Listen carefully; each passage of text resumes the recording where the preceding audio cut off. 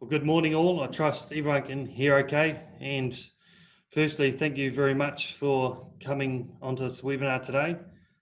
This is our second webinar, which is part of our Upskilling series. And for those that weren't on yesterday's one, just to share why we came up with this idea, it was because we do a lot of internal training with our group and also done a lot with Rob Ashley, who's been speaking today, and we feel that it's great to share these learnings and to give back to the industry.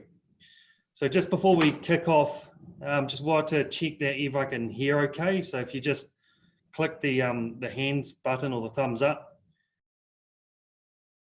to confirm. Cool, thank you, Wade. Good to see you. So just to run over a couple of things. If you have any questions through the webinar, just please type it into the questions and answers tab, and we'll do our best to answer those questions as we run through it. So just a quick introduction. Today we've got Rob Ashley, and Rob's from PwC, which is PricewaterhouseCoopers, and he's going to be running over today a couple of things. One's called ABM, which is activity-based management. And to put that into layman's terms, it's a bit like saying, what's my profit per tonne? The other one he's going to be running over is called the financial X-ray. And we're also going to give you some real life examples of a quarry in New Zealand that he's been in touch with. So you may ask the question, why have we got Rob here today? The reason for this, he's been an advisor for Equip2 since early 2018, and we've enjoyed every minute of his experience and his youthful energy, and would like some of our clients and listeners to experience that same experience. So Rob's joining us today from his house in Brisbane, and also I was going to say that the other person that's going to be on the panel is Billy Hart. So he'll be asking questions to Rob throughout the webinar as well. So good morning, Rob, and thank you for joining on today. The floor is yours. Thank you. Thank you very much. Can everybody, yeah, it's better. Just first of all, thank you for the opportunity. The photograph that you had there obviously was taken some years ago, because I think I've aged a bit since then. But, just a little bit of background about myself. I'm originally from out of Africa. I came to Australia in the early 70s. Spent 10 years in Perth working for a quasi-government organisation, ended up as Director of Finance there.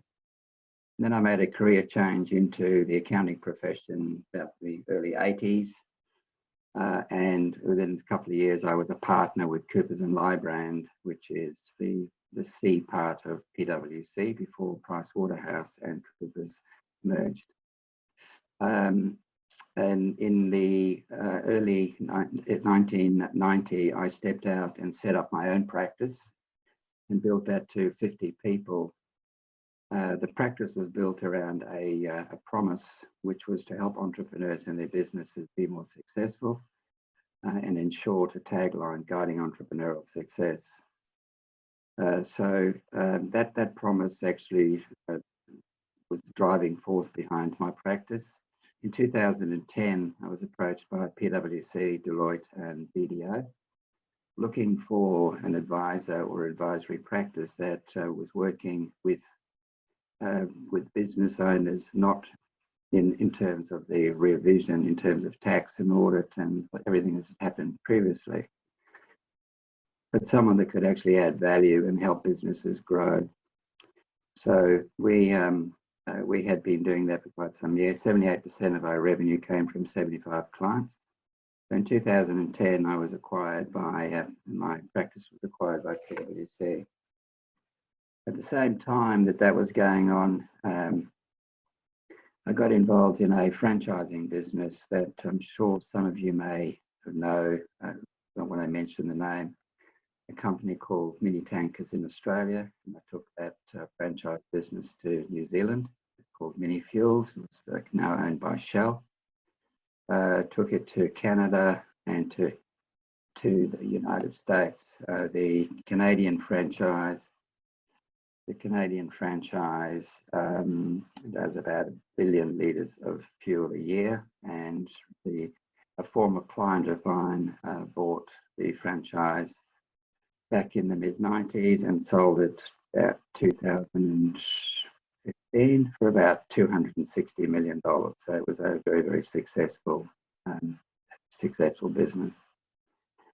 Why I say that is that it's one thing to have a technical qualification and to be able to provide people with advice, but I think it's about understanding what it's like to run a business yourself. I'm a great advocate for listening to people who give advice which is based on their own experiences rather than on some theory. So with that, it's a little bit about myself. I've also, in the context of this meeting, I also played a reasonable amount of sport. I boxed, I played rugby. I left toured England in 1969 with a touring side from Africa. Came to Western Australia, played three club games, and was picked in the squad to play the All Blacks the following year, which I did. Fortunately, we didn't get thrashed like South Australia did. South Australia got beaten 117 points to 3. We got beaten 32-8, and I had the pleasure of playing against marking Grant Batty. Williams was on the other wing. The Robertson brothers were in the centres. Billy Bush, Joe Karam, and we got beaten 32-8, which was a fairly respectable score. I also had, I guess the distinction that neither I didn't score nor did Grant Batty. So we had quite a tussle. I think I got smacked in the face within the first 3 minutes of the game starting, just as a welcome.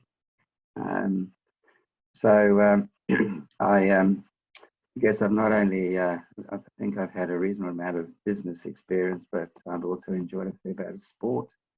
And obviously rugby is a real passion of mine. So with that, I think we should get into the topic today. First thing I'm going to do is to take you through the financial X-ray. What this one-page document does is to look at the vital signs of the business, looks at the underlying health of the business through one page. Now, I know that some of you, and maybe many of you, may not be what I'd call overly financially literate when it comes to understanding accounting terminology. But I think you'll find by the time I take you through this document and bring it back into sort of basic terms, that you'll understand and see just exactly what the financial X-ray is intending to do in terms of bringing to light just what's happening in the business from an economic point of view and a financial strength point of view. From there, we'll then look at, well, what's driving these numbers? What actually is creating these numbers? And how do we create a communication language which looks at one unit, whether it's a meter, a litre, a tonne, and how do we convert all of this information into meaningful information? And then from there, how do we then look at the sensitivities around that? In other words, how do we drive changes in cost? How do we drive changes in volume? So, without any further ado, Ned, if you could just take us through to the financial X-ray page, please. All right. Now, the first thing is you're going to get a shock. You're going to go, my goodness me, my eyes have glazed over immediately. This is a fairly complex document. There's numbers everywhere. And how do I understand this? So let me just orientate you. Ned, can I have the ability to use my cursor, please? I'm not sure. Yep, you should, Rob, try if you click on the screen. Okay, good. There we go. Okay. All right. So the first section here is the profit and loss section, which effectively is how much money does a business bring in, how much does it cost to run it, and how much profit is it made, which is, I think everyone understands, a simple profit and loss statement. The second box here says, well, how much capital is invested in this business, both in terms of working capital, which is money that people owe us, money that we owe people, the plant and equipment that we've got, total capital. So what was it when we started the period? What is it? What's the movement during the period? And what's the closing position? But this box here is all about the capital. The box below says, well, who's actually financing this business? So if you can think about capital, from a domestic point of view, is I have a house worth, but a house that's 1.6 million, and I owe 547,000 worth of debt, and I've got $1.1 million equity. I think that's a very simple concept to understand. In other words, and also, what was it at the beginning, and what is it at the end of the period? The next box effectively says, well, if I've made this much profit, where's the money gone? And so the first thing is it looks at how much profit did we make, which is this number here, brought down, and then how much of the profit has gone into the balance sheet, or how much has come out of the balance sheet, and how much has gone into investing in assets, or how much has the asset base come down.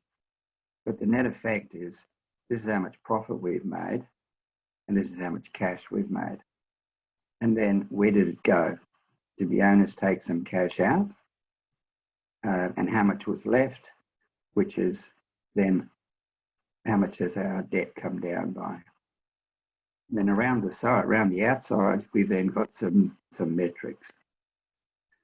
So if we start to tell the story about this business, you can see that it had $1.6 million worth of fixed assets, plant, machinery, computers, cars, everything which is sort of fixed assets, hard assets.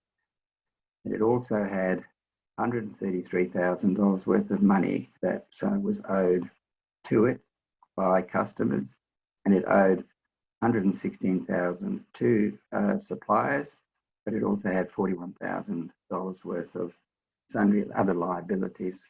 Quite often that is GST, group tax that's been collected from employees. Sometimes it's company tax. But you can see that the liabilities, in other words, the money that they owed, exceeded the money that was owed to them. So working capital is negative. Overall, we've got $1.6 million worth of capital. Now, you can imagine if you were to invest money in a business, and talking about investing, you would want a return on that money. So if we have a look at, well, just what sort of return did we get on this capital that was invested? Business turns over 1.6 million for the year ended from April 2018 to March, the full 12 months, turned over 1.6 million. It's got, it generates a profit before overheads of 1.48 million, which is 52 cents in the dollar. So for every dollar of turnover, we make 52 cents before our overheads. Our overheads at 771,000.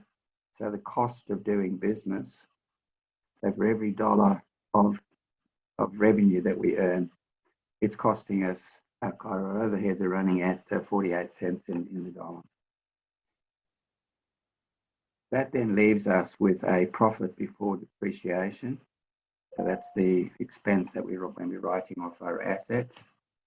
And that leaves us with a profit after depreciation of $470,000. That is the return that we've got on this 1.6 million. And as you can see, that's 28%. If you put your money in the bank, you know what you get at the moment? Pretty well zero. If you put your money into other investments, whether it's property, you might get, if it's residential, you might get 3 or 4%. If you put it into commercial property, you might be lucky to get 8, 9%, maybe 10%, depending on how risky the property. So a business has got to generate a return which is obviously higher than those sorts of assets, which are obviously property.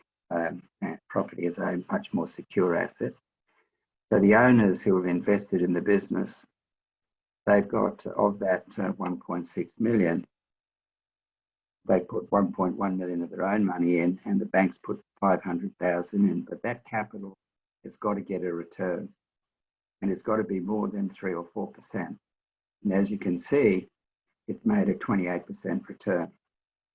That return is higher than what we've targeted, which is 20%.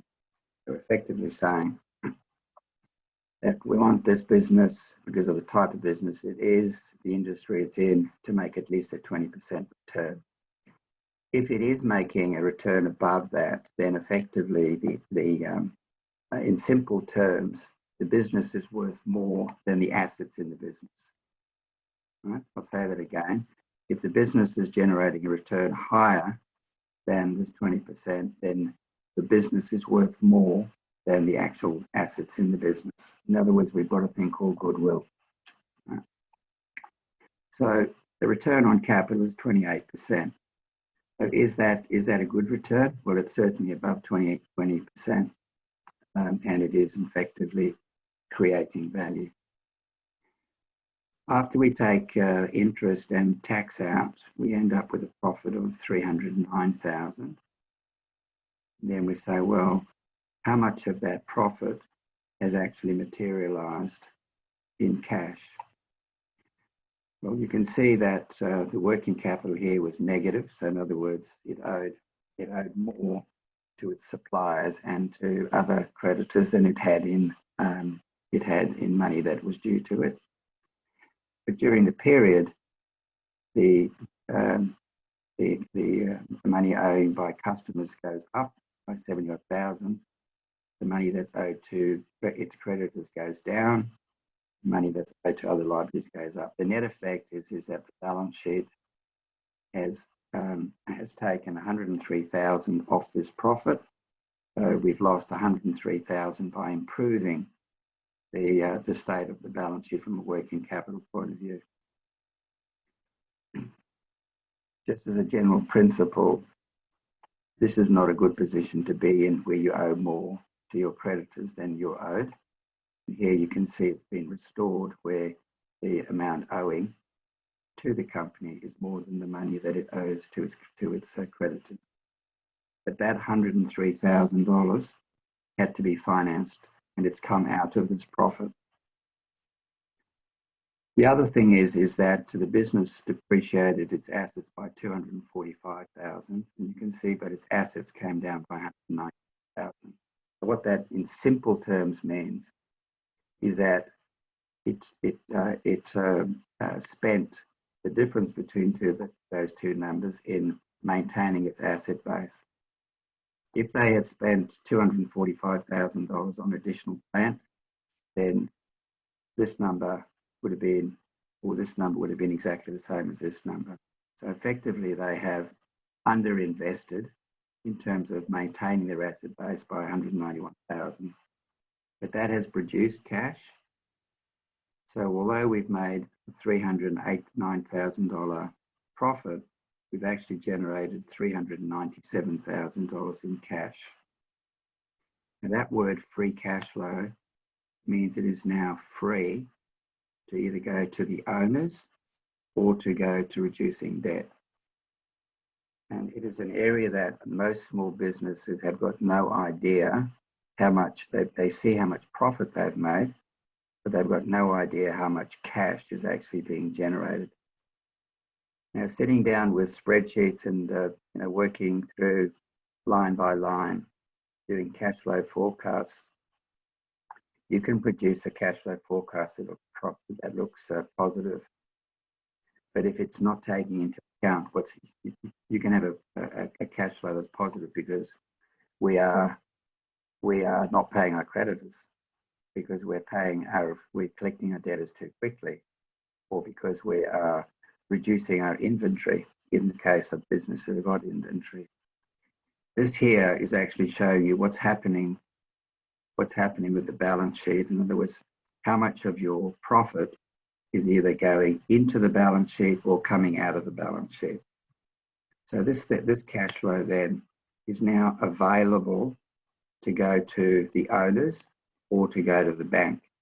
Now, where you've got a business where they've got a lot of debt, then you would expect that there would be a greater proportion of this cash going to deleveraging the business, which means by reducing debt. What you don't want to see is that we've made a profit.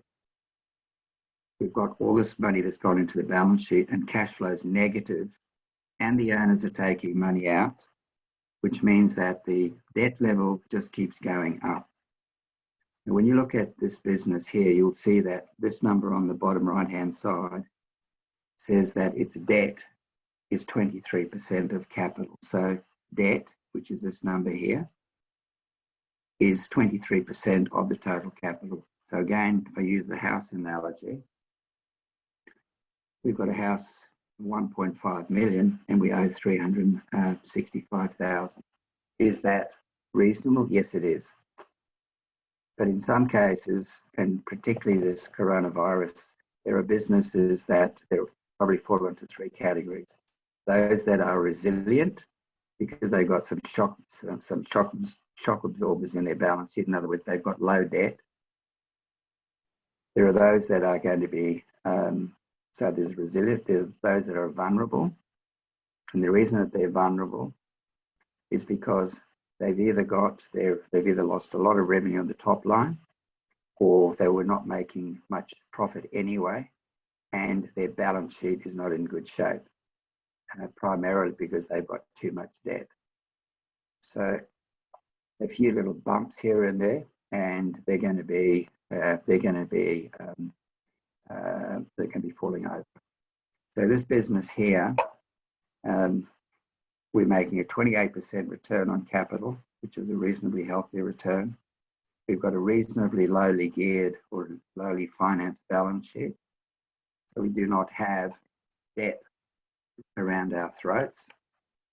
And we've actually done a number of things. We've made a profit. We've improved our balance sheet working capital. We've generated more cash than the profit. We've taken some cash out. In fact, we took out 54% of the cash, and we also reduced our debt. Now that's an ideal situation. What's not an ideal situation is we've made a profit, our cash flow is negative, we've taken cash out, and then we've gone to the bank and we've asked them for more money. And then what happens is that if you look at this year by year, it progressively gets worse.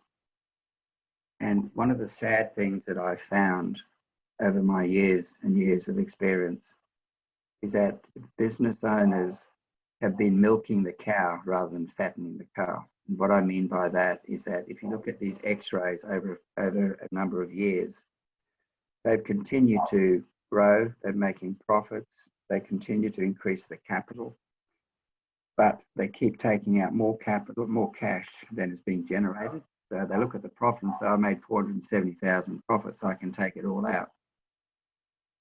It's really how much cash has been generated. And before you know it, this number just goes click, click, click, click, click over a number of years.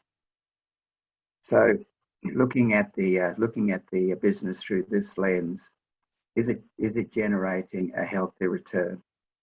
Is management managing working capital properly? Is it taking the appropriate amount of cash out relative to the cash that's being generated? Is it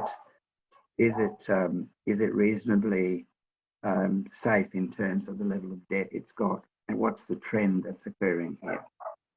So you can see here, this one's at 23%.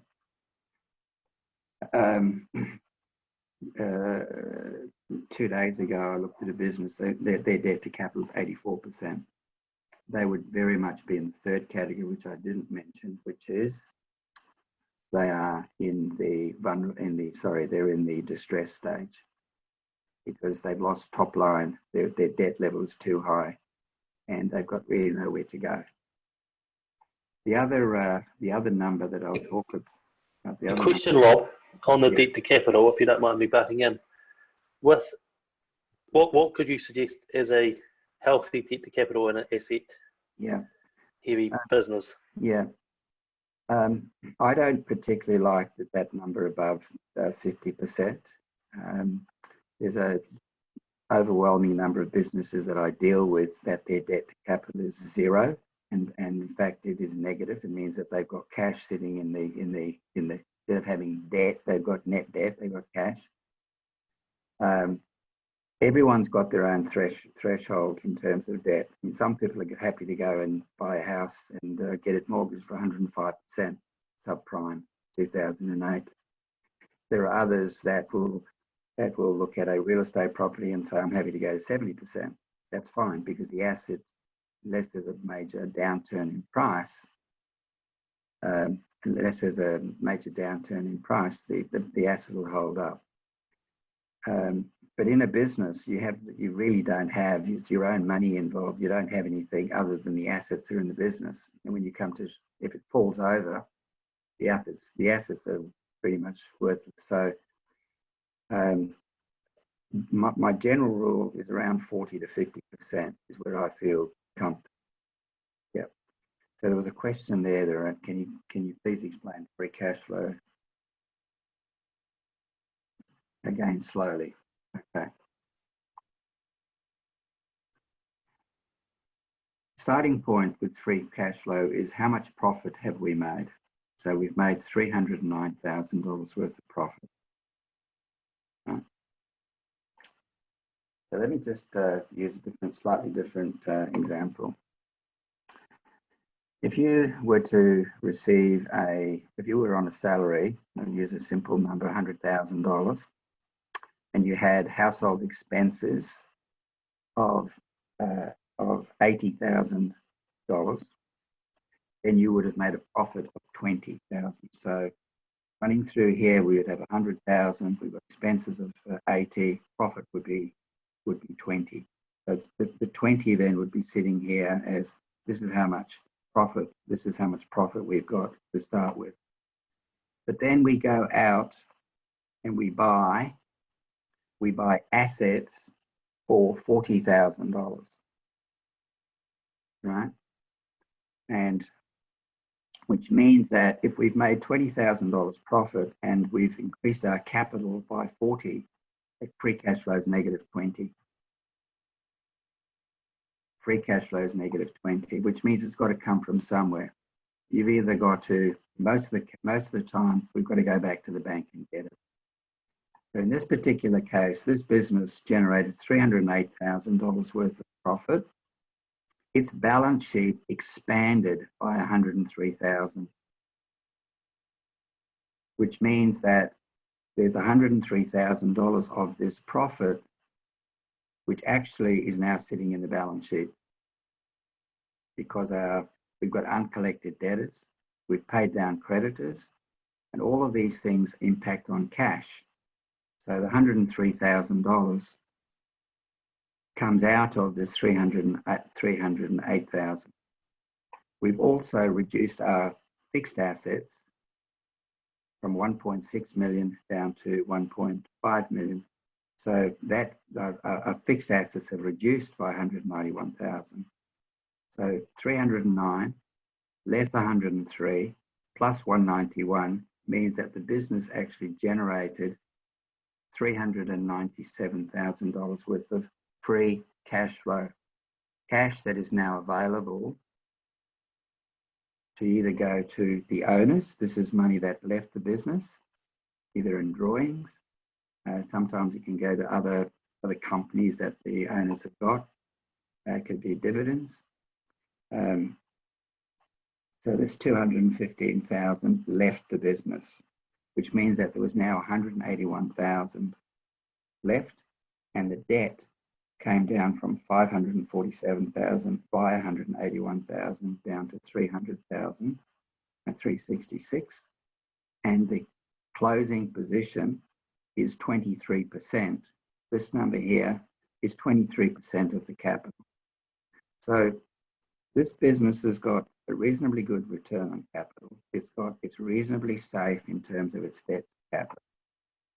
Its working capital, which is this number here, working capital, 78,000. So money we are owed, less money we owe. The net of those two is 78,000.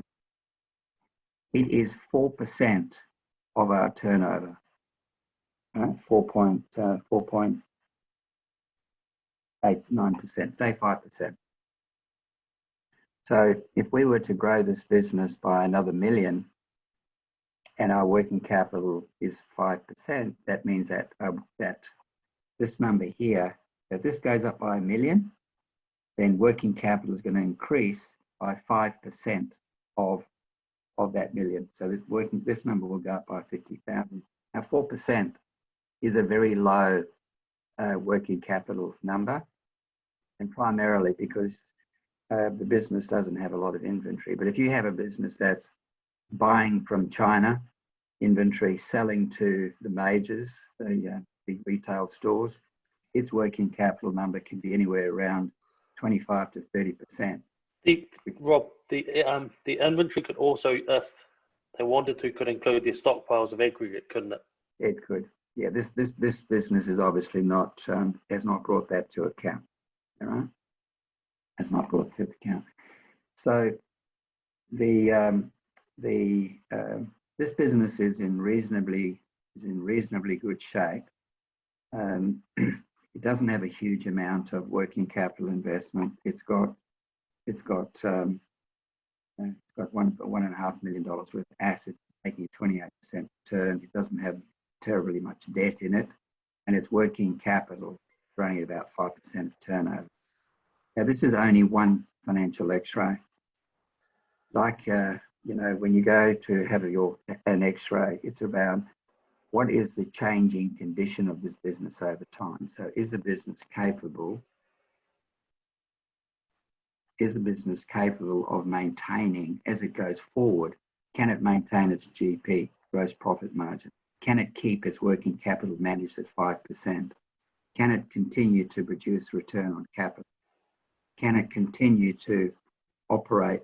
Once you get down to this sort of level of debt, I don't mind if all of that cash gets taken out, because that's a reasonably low level of debt.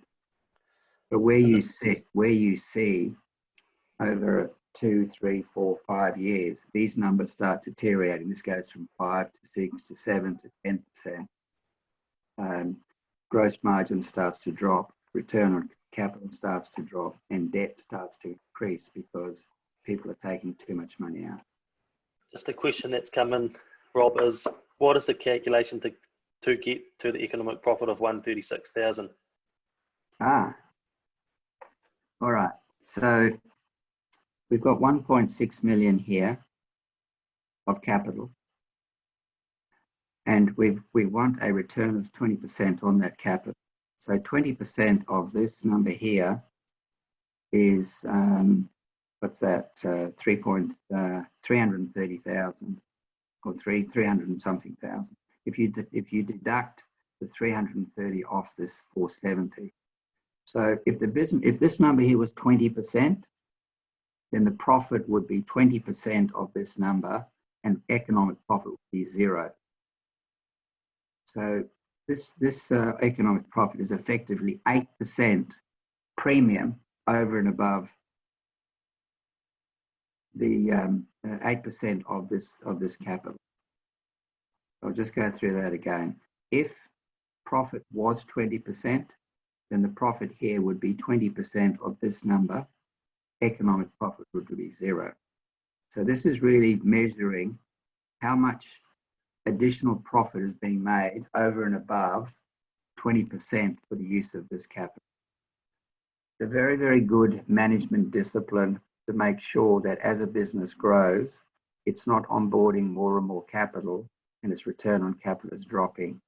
So the economic profit number should theoretically from year to year grow. If you want goodwill, you don't want to get to a stage where if you sell your business, it's not worth more than the capital, and then you don't own any of the capital because you've got too much debt. And that is a very common problem in a lot of businesses, is that the business isn't worth more than the assets, and they don't own much of those assets. Whereas here, you can see they own a very large portion of these assets. So this business could theoretically sell for more than the assets, and only have to pay the bank back $360,000. Okay, so if we're okay with that, then we need to move. We need to move to the activity-based financial information. So I'm always curious to know what's actually creating these numbers, because there is activity going on, and how do we translate all of those big numbers of the 1.7 million and gross margin percentages and overheads? Some people have difficulty sort of playing mental gymnastics around percentages and margins. What's actually driving those numbers? Well, if it's a retail shop, it's obviously the number of sales. If it's a professional service firm, it's the number of hours that it's doing. If it's a carpet retailer or a carpet, it's a number of square meters. If it's a quarry, then obviously it's the number of tons. So if we get it, the first thing we do is we look at 2000 and Ned, can you just blow that up just slightly? I can read the numbers, but a little difficult. And just bring the, okay, I'll bring it down now. The first thing we see is that last year, which was the 2018 year, 2000, no, the wrong way around, sorry. In the 2018 year, the number of tons was 185,000 tons. In the 2019 year, which was the next year, income right? Yep. Number of tons were 208,000. So we've had an increase in activity. Right, so if you then say, okay, so what happened to the top line? Well, the top line actually went from, we sold more tons, but our turnover went down from 1.7 million down to 1.6 million. So what happened there? Well, the average revenue, the average income revenue per ton went down from $9.40 per ton down to $7.79. So was that a management decision to drop prices, or was that a mix change in the mix of material that was sold? I don't know, because I haven't done the investigation in this, but what I do know is that it sold more tons, but actually turned over less. And the average revenue per ton has gone from $9.40 down to $7.79. When you look at the gross profit, which is after their cost of sales, it's come down from $8.77 down to $7.22. So the GP dollars per ton has dropped by $1.55. At the same time, their cost to operate has gone from $2.87 down to $1.95. You would expect that because they've got higher number of tons being sold. Their cost to distribute, the cost of equipment, $1.70 down to $1.49. Remembering that their their capital base has come down, but also the number of tonnes has gone up. The cost to distribute there seems to be a bit of an accounting anomaly there. It's only 7 cents. The cost to house is 16 cents per tonne, and the cost to manage and administer is gone from 29 cents down to 7. All in all, it's important for a business to break its costs down into cost pools. And typically speaking, a lot of businesses, it's around cost to make, cost to sell, cost to distribute, cost to manage, cost to house. And then understanding that as activity grows, you want to see that we're getting some productivity improvements occurring in those cost pools. So you don't want to see the cost to sell going down where the cost to administer going up.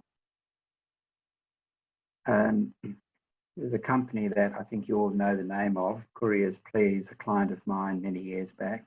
I sold it to New Zealand Post for 40 million for a client of mine. They were doing 6.5 million transactions at 37 cents per transaction. 3 years later, they were doing 7 million transactions at $1.29 per transaction. And the discipline that was imposed in the business was you can have more money as long as the cost per transaction comes down. So there was a discipline instilled in the business that it wasn't about cutting costs, about understanding that as activity grew, we needed to reduce the cost per transaction. Now, in this particular case, there's 2 things happening. The average revenues come down, gross profits come down, and its costs have come down. Now, these are only 2 periods. This requires further investigation. But the important thing is to make sure that you've got logical cost pools and costs are allocated sensibly. It's not about being perfectly wrong. It's about being approximately right, so that we go, well, what is the cost to operate per tonne? What is the cost of equipment per tonne? What is the cost to distribute? What is the cost to house? What is the cost to manage per tonne? And then making sure that we do 2 things. As with Couriers Please, we grew this number, which was the number of units, number of movements. And we also grew the profit per tonne. So as you can see here, overall, the bottom line is that last year they were making $3.74 per tonne on 185,000 tonnes. Now they've gone to 208,000 tonnes and now you're making $3.47. That doesn't make sense to me. And this is what happens in a lot of cases, is activity is growing, but there's compression occurring on the bottom line per unit. In other words, we're selling more things, but making less per thing. So logical breakdown of costs into processes, the process of operating, the process of equipping, the process of distributing, the process of housing, the process of managing, making sure that the costs are broken down, and then having a look at what are the trends. Trend management, as with the financial x-ray, is important because the event of death is sudden. The process takes time. The event in relation to your financials, it's the continuous deterioration that happens over time. It takes a lot of time to reverse those things, and so it's important to have a look at ensuring that this number here, this number is growing, and this number is also growing. So one of my favourite clients, in terms of example, is a feedlot business. They are awful businesses because you've got 20,000 head of cattle. It depends on whether it's raining or not. It depends on the weather. It depends on the price of grain. It depends on currency. Pretty hard business to try and manage. client of mine 10 years now. In 9 out of 10 years, we've grown this number, utilisation, and we've increased the profit per tonne. So when I met him, he was making $1 million. He's now making $6 million profit. Primarily because of a focus on saying we need to make sure that everyone in the organisation, these numbers up here, that the accountants can prepare those. This is simple stuff. How many things do we do and how much do we make, right? And how does that inform us around what needs to happen? What are the trends that are occurring? So every business that I deal with, I'm really not interested in these numbers up here. Yes, they've got to be prepared. I'm more interested in what's happening every day. What is actually happening every day? And as you can see, this business here was doing 507 tonnes per day. It's now doing, this is on per working day. It's did 564 per working day, but ended up making less money. Making less money. Now for every dollar, with 206,000, for every dollar that we increase, this goes up by 206,000. For every 10 cents, this goes up by 20,000. And I just go back to my couriers, please example.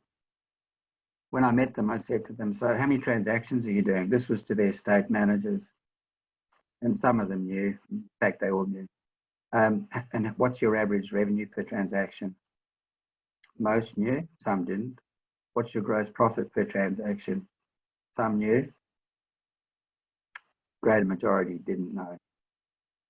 What's your cost per transaction? None of them knew. I said, so if you don't know your cost per transaction, how can you possibly put a price on all of your courier services? I said to them, do you think we could increase your prices by 20 cents per movement? And they all immediately, no, very highly competitive, Mark, we can't do it.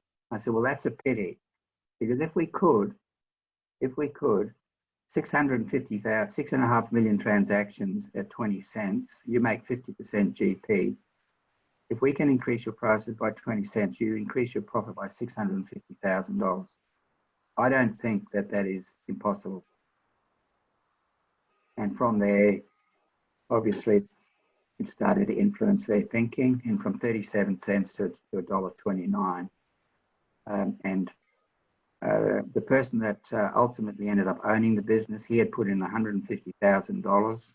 He was a New Zealander, came to Australia, started off in the Queensland operation. I was looking after him for a number of years. He then had the opportunity of moving into the holding company because one of the New Zealand shareholders had passed away. Did the exercise and said, if they're going to move you from being a shareholder in Queensland to being a shareholder on the top, it needs to be for no cost because of the Queensland is worth more than the whole business. And then we had the opportunity. I called him and his wife in and said, I want you to buy your partner out. He said, how much? I said, 5 million. And he said, oh, I haven't got that much money. I said, we'll vendor finance it and I'll show you how to do it. And I said, but this business will be worth at least 20 million in 3 years' time. We sold it for 40. Right? And it was all done by changing behavior and insight around driving the simple numbers. Right? It's not about pumping your tires up around what this number is. In the pub, yeah, we're a $2 million business. I'm more interested in what's happening down here. What's happening down here and what's happening here. And what are you doing to influence the thinking of your team around the management of that? Someone's responsible for each of those processes there. See, Rob, that can be that tonnes per day can be influenced by anyone, can't it? So whether it's of course your loader driver, your excavator, the crusher operator, whatever it is, yeah, he can influence it. And if he knows that number, that's going to make different to the overall results, isn't it? Well, just even in that, 10 cents on 200,000 tonnes changes us by 20,000. Now that 20,000, if you look at your capital, 1.6 million, 20,000, I mean, that in itself would be very good beer money just by itself, right? 50 cents would give you an extra 103,000 on 1.6 million. You're going to move your return on capital by about 8%.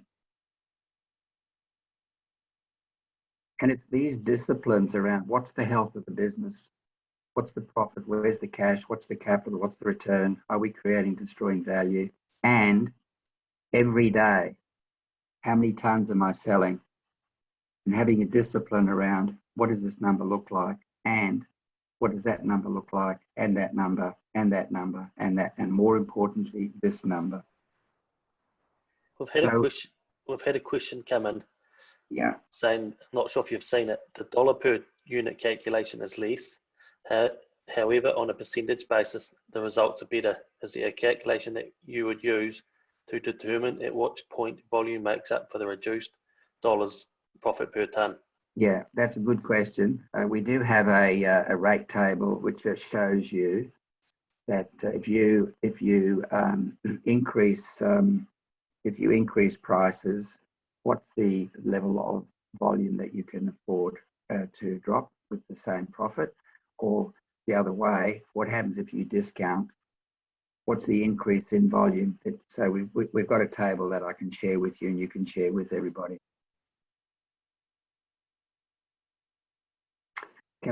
Ned, can we just now look at the budgeting tool that and again, this will make available to everybody that wants it.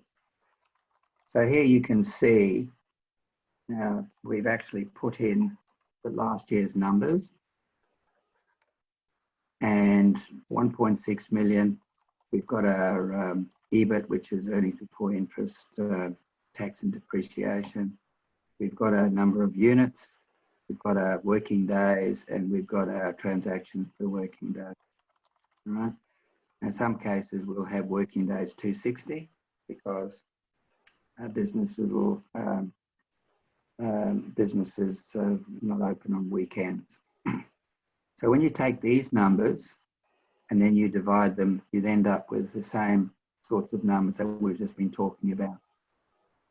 When you're doing the next financial year, what I'll get is, what's your turnover for next year? So it'll be, I'll suck my thumb and say, well, we think it's going to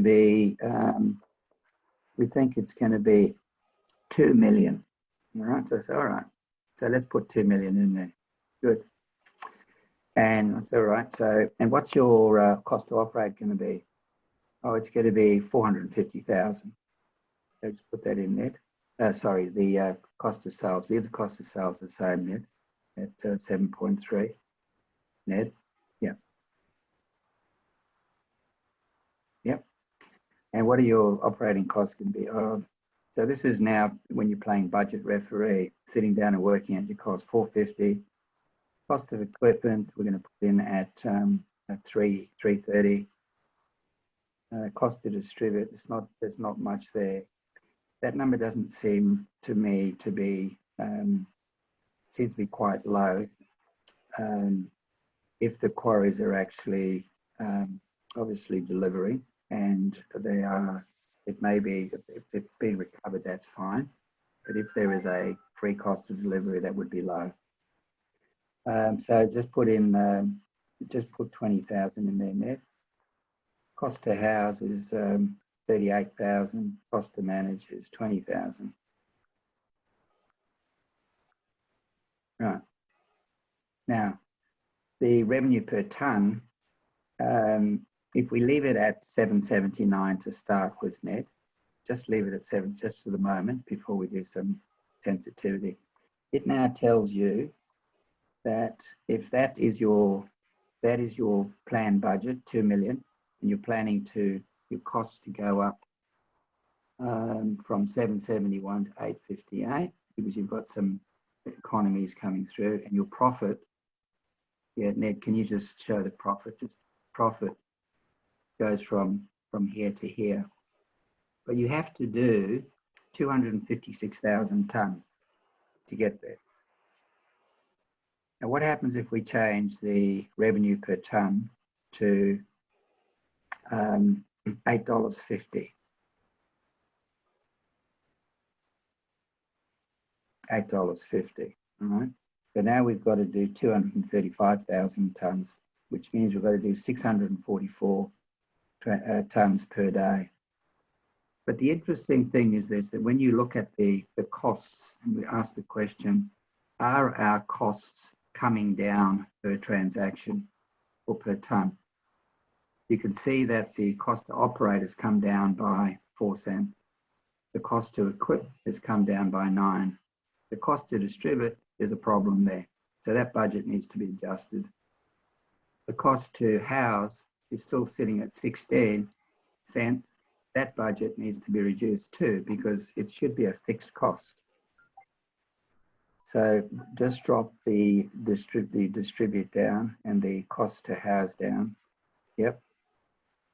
And the cost to manage has come down from cost to manage. Again, you don't want people driving desks. You do not want people. There are lots and lots of costs which creep into your business. Most costs creep in summer. I'm not talking about when it's sunny. I'm talking about when things are good. And then they need to. So yeah, it's okay. We'll do that. And before you know it, you've got costs which are not actually value adding to your business. People pushing paper around. Costs, additional costs associated with the stuff that you can outsource. So we want that number to come down. So get that down to 6 cents net. So that, let's say 16, a bit further. Right, now, so what we've done here is we've increased our revenue per tonne. We've increased our GP per tonne. We've reduced our cost per tonne, and we've increased our net profit per tonne to $4.29, which means that we've increased our profit from here to here.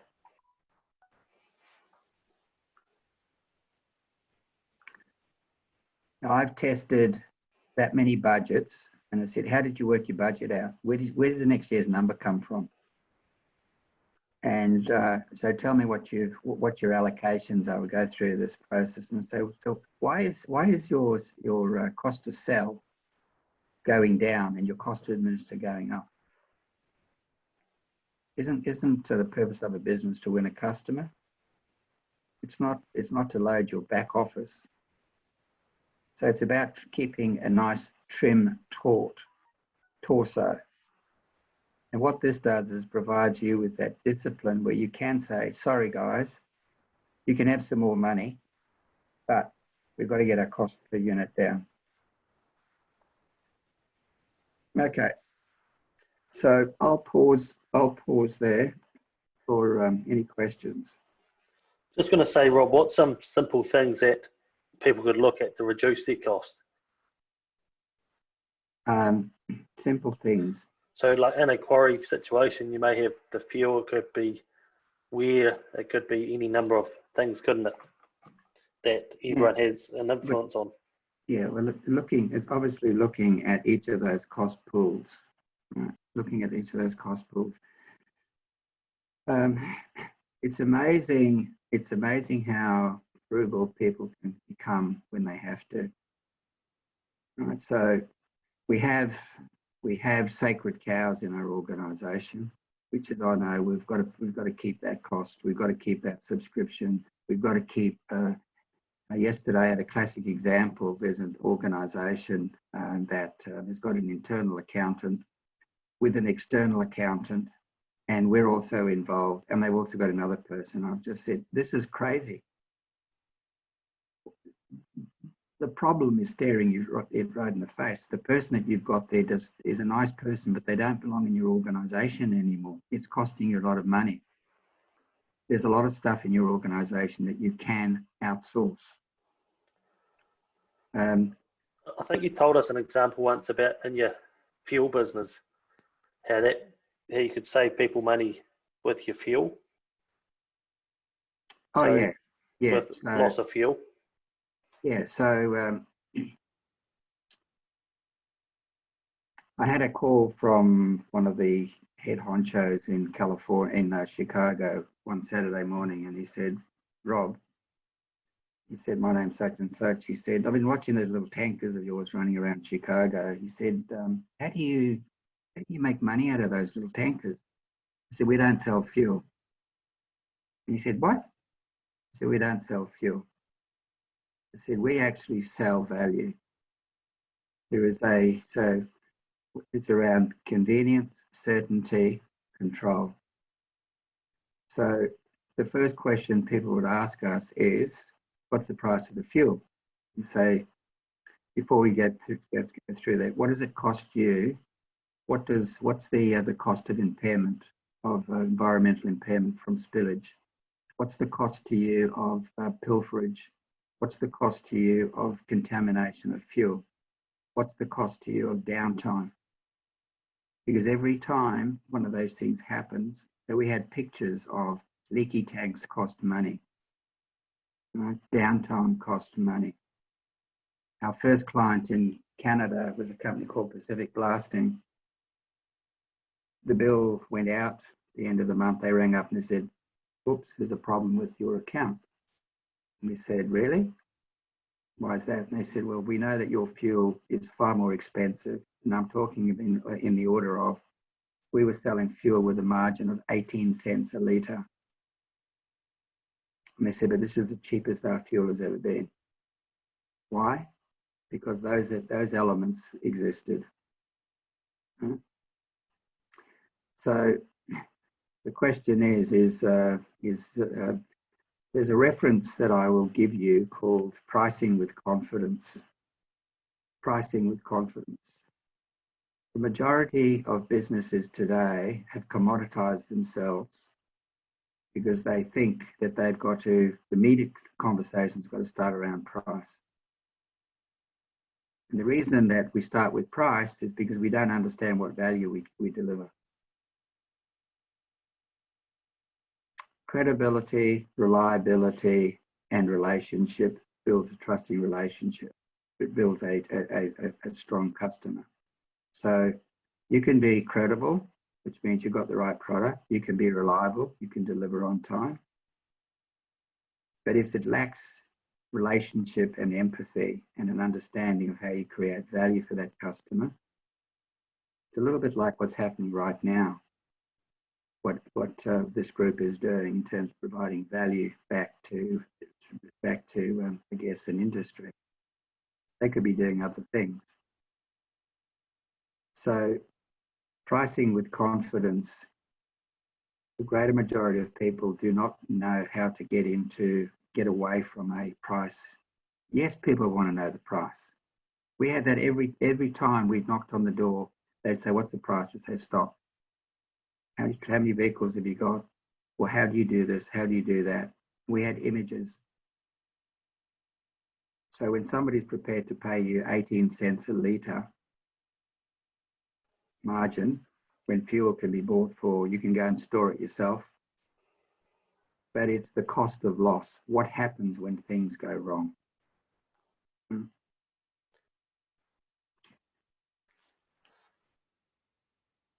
It's good, and it's in a way we, as a quarry, you can be selling as your value as your cost per kilometre of road. If their aggregate is a better aggregate, their cost per kilometre of roading is going to be cheaper, say.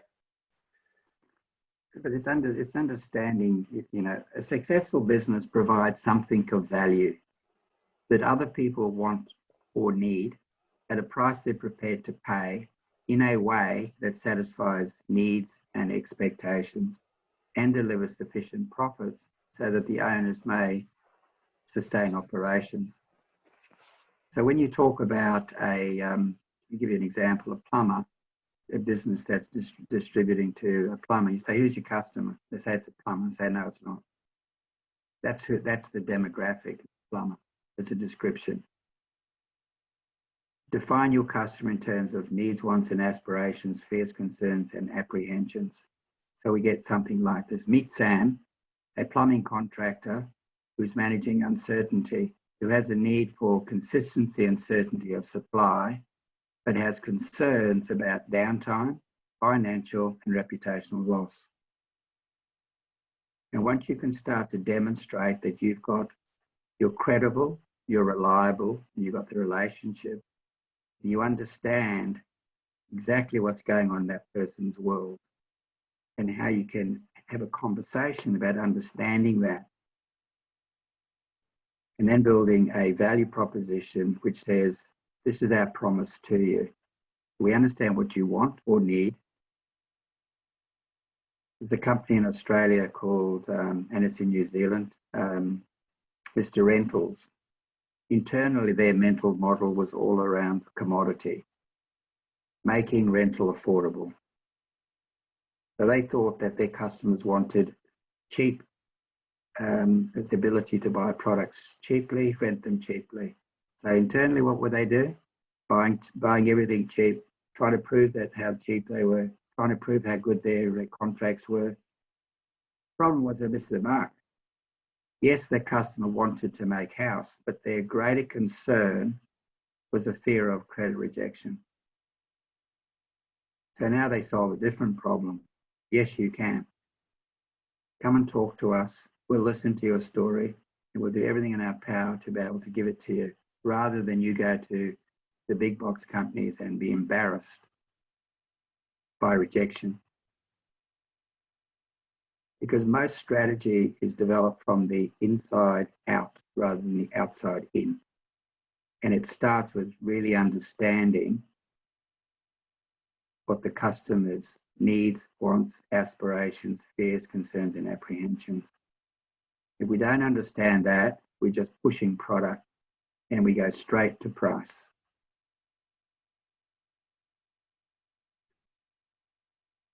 That's good, Rob. I think we've sort of gone past the hour now. Really appreciate what you've run over. And I believe our next webinar is actually going to touch a bit on, you might say, cost per tonne and machine uptime. So as everyone knows in the industry, that machine uptime is the ultimate. So yeah, thank you very much for attending. We're going to follow through with a bit of a poll on this webinar, and then that'll be finished off with a video. So as I mentioned, our next webinar is going to be on Tuesday, and that's going to be the subject of machine uptime and also a bit around health and safety with COVID-19, with the country now going to level 3. And so there'll be some tools that we'll be giving to our listeners on that. And then it'll be followed by the next webinar, which is on Thursday, around resource management and quarry design. So I'd like to thank you very much, Rob, for your time and your team's effort. Really appreciate it. And thank you very much for everyone that attended. And we trust you enjoy the video following. Thank you, everybody. All the best. Enjoy your day. Thanks very much, Rob. Yeah, thank you.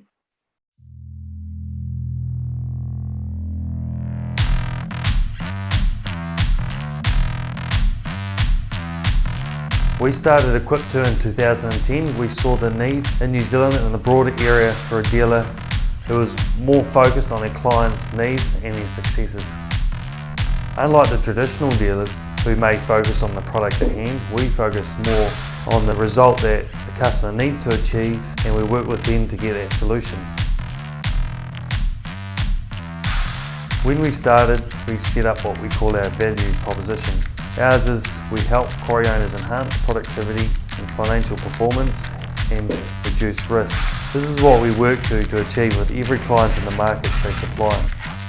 We know our products, we know our machines, we know exactly what the business owners or operators want to achieve. So we make sure we keep up to date with material specifications, latest technology and the machine implementations. So we focus on the quarry sector, sand and gravel, recycling, compost and fertiliser. So not exactly just a machinery dealer, but to the industry being experts in what we do. So we make sure that the machines that we supply are not only fit for purpose, but also be extremely versatile in their field. Features like mobility, ease of use, reconfiguration, remote tracking with production management. We've got an incredibly dedicated team who not only know the machines in and out, but have practical experience with the everyday operation of equipment and the importance of keeping these machines going. One of our defining attributes is our training program, that not only do our technicians stay up to date with the latest machinery, but they train our clients and their team on running and maintaining their machines. Our goal is not only to have a second to none response time for those unexpected call-outs, but also have those parts in stock to back up our equipment. We recognise that downtime is costly, so we ensure not only we have those regular wear and maintenance parts, but those emergency parts to keep our clients up and running. Here in the parts department, we aim to keep both consumable and replacement parts on hand so customers have maximum uptime and parts are dispatched the same day. Our goal as technicians isn't just to commission machines and fix them, but also to train our customers and their staff to operate and maintain them so they get the most out of their equipment. Our goal is to provide our clients with machines that get the best possible cost per tonne. We back those machines up for years to come.